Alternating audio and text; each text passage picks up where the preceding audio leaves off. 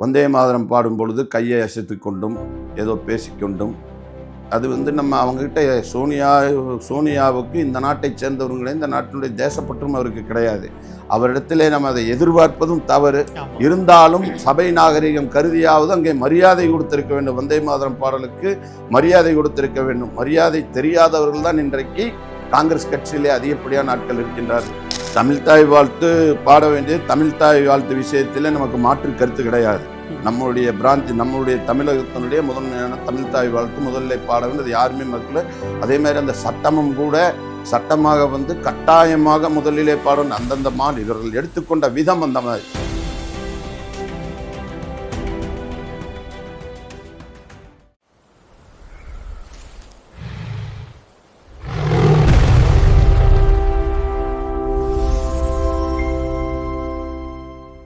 மதசார்பற்ற ஆட்சி என்று சொன்னால் மதசார்பற்ற சட்டமன்ற உறுப்பினர்கள் மதசார்பற்றபடி இருக்கக்கூடிய அமைச்சர்கள் மதசார்பற்றபடி நடந்து கொள்ள வேண்டும். ஒரு தனிப்பட்ட ஒரு மதத்தை அங்கே சட்டமன்றத்திலே திணிக்கக்கூடாது. இப்போ வந்தே மாதரம் பாடப்பட்டது. அதில் ஒரு காங்கிரஸ் பொதுக்கூட்டத்தில் வந்தே மாதரம் பாடும் பொழுது அதுக்கு இழுக்கு ஏற்படுத்துகிற மாதிரி எதிர்க்கட்சி தலைவரின் அம்மாவும் அந்த கட்சியோட தலைவரும் நடந்துக்கிட்டாங்க. இப்போ சமீபத்தில் நடைபெற்ற 15ஆம் தேதி நடைபெற்ற சுதந்திர தின விழா கொண்டாட்டத்திலே டெல்லியில் நடந்த விழாவிலே அந்த காட்சி என்று நினைக்கின்றேன் சில ஊடகங்களை பார்த்தது. வந்தே மாதரம் பாடும் பொழுது கையை அசைத்து கொண்டும் ஏதோ பேசிக்கொண்டும்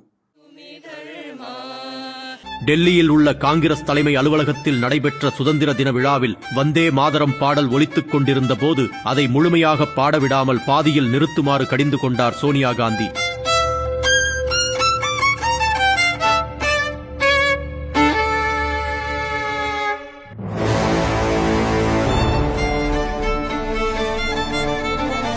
தாய்நாட்டின் பெருமையை பறைசாற்றும் ஒரு தேசிய பாடலை கூட முழுமையாக பாடவிடாமல் தடுத்து நாட்டின் இறையாண்மையை அப்பட்டமாக அவமதித்துள்ளது காங்கிரஸ். அது நம்ம அவங்ககிட்ட சோனியாவுக்கு இந்த நாட்டை சேர்ந்தவர்களே இந்த நாட்டினுடைய தேசப்பற்றும் அவருக்கு கிடையாது. அவரிடத்திலே நம்ம அதை எதிர்பார்ப்பதும் தவறு. இருந்தாலும் சபை நாகரிகம் கருதியாவது அங்கே மரியாதை கொடுத்திருக்க வேண்டும். வந்தே மாதரம் பாடலுக்கு மரியாதை கொடுத்திருக்க வேண்டும். மரியாதை தெரியாதவர்கள் தான் இன்றைக்கு காங்கிரஸ் கட்சியிலே அதிகப்படியான ஆட்கள் இருக்கின்றார்கள். அதுபோக ராகுலும் கூட அந்த இடத்திலே சரியானபடி அந்த வந்தே மாதரத்தை மதித்தாரா என்பது கேள்விக்குறியான விஷயமாகத்தான் இருக்கிறது. இது காங்கிரஸ் இடத்தில் நாம் எதிர்பார்க்க முடியாது.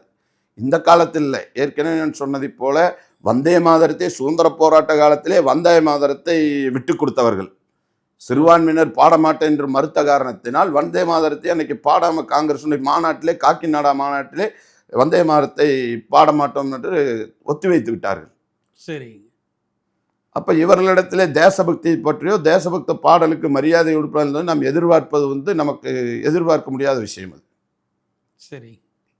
இப்போ இங்கே தமிழ்நாட்டில் நிறைய வந்தே மாதரம் பாடலை ஆக்சுவலாக பாட சொல்லி சட்டங்கள் போட்டுமே இவங்க தமிழ்தாய் வாழ்த்தோடு முடிச்சுக்கிறாங்க. இது பற்றி உங்கள் சிந்தனை என்ன? தமிழ்தாய் வாழ்த்து பாட வேண்டிய தமிழ்தாய் வாழ்த்து விஷயத்தில் நமக்கு மாற்று கருத்து கிடையாது. நம்மளுடைய தமிழகத்தினுடைய முதன்மையான தமிழ்தாய் வாழ்த்து முதல்ல பாட வேண்டியது யாருமே மறுக்கல. அதே மாதிரி அந்த சட்டமும் கூட சட்டமாக கட்டாயமாக முதலிலே பாடணும். அந்தந்த மாதிரி இவர்கள் எடுத்துக்கொண்ட விதம் அந்த மாதிரி. ஏதோ ஒரு பெரிய விவாதமாக்கி சட்டமன்றத்தில் இந்த மாதிரி ஒரு தீர்மானத்தை கொண்டு அதெல்லாம் அவ்வளோ பெரிய விஷயம் இதில் தேவையே இல்லை.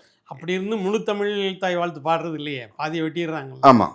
அதே மாதிரி அந்த விஷயங்களை முழுமையாக இப்போ என்ன சொல்லியிருக்கேன்னா வந்தே மாதரம் முதன்மையாக இருக்க வேண்டும். அந்தந்த மொழிக்கு பாருங்க அந்த மாநிலங்களில் அவருடைய மாநில மொழியை மாநில தேசப்பாடலை முதலிலே பாடுவதில் எந்த தவறும் கிடையாது.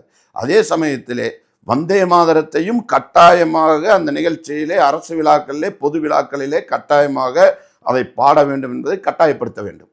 இது தமிழக அரசு இதை உத்தரவாக அனைத்து பள்ளிகளுக்கும் கல்லூரிகளுக்கும் பொது நிகழ்ச்சி அரசு விழாக்களிலுமே இதை உத்தரவாக இதை போட வேண்டும்.